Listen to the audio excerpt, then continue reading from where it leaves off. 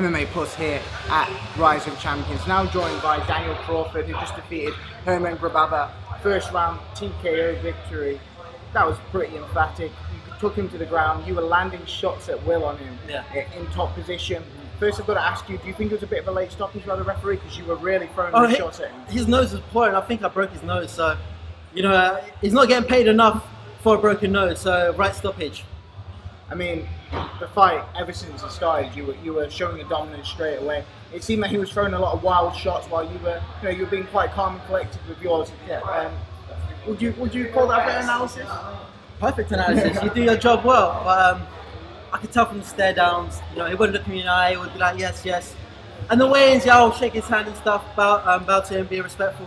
I was in that cage, I was staring him down. He wouldn't look me in the eye. I knew he'd fight scared for the first minute or two, just because he's scared, fighting the back foot, which he did. But seems like I've hold of him. I'm very physically strong. Not a lot of people know about my grappling just yet, but everyone will know. So, and I got the finish. Took my time and got the finish. I mean, 6-0 now. Yeah. You know, you're continuing to grow, train out of a very good and rising gym in a new wave. For you, you're continuing to prove yourself. I think you're fighting Bama 23 as well in November. Yeah. Is it now about keeping active, getting more and more fights? Exactly. I've been struggling to get matchups, but now we're getting the ball rolling. I've got to make it emphatic. Got to let people know that I'm here. I mean, this is a huge show. Brad Pickett, the UFC fight, his first show, Rise of Champions. How does it feel to be in the co-main event slot on that? I feel honoured. I thank Brad Pickett so much for having me on. The first opponent pulled out. He rang me on the phone and said, Daniel, you're my first priority to get you matched. It's not easy, but he's going to make it happen. I mean, for you, what kind of lies in the future? Obviously, you're fighting Bama 23 in Birmingham in November.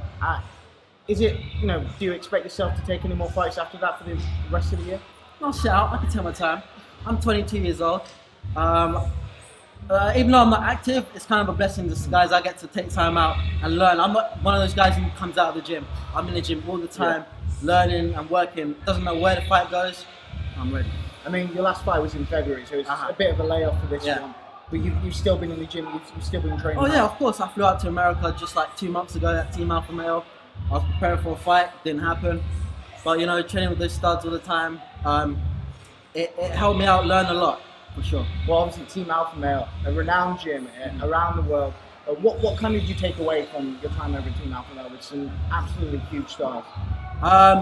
Just the lifestyle, man. The fighter lifestyle. You can't pig out, or you can't eat junk food, or you'll get your ass beat. So you gotta be in top shape. And you watch your P and Qs when you're with those guys. Do they kind of give you that experience that you need now being very young, and you see how the pros do, how the big boys do? Yeah. I mean, I'm hanging with the big boys. I'll tell you that first time right now. But it's just the lifestyle and the attitude. They're very positive. Most of the guys at Team Alpha Male don't have a bad bone in their body, so I'm very happy. Well, Daniel, congratulations on the win, and thank you for your time. Thanks so much.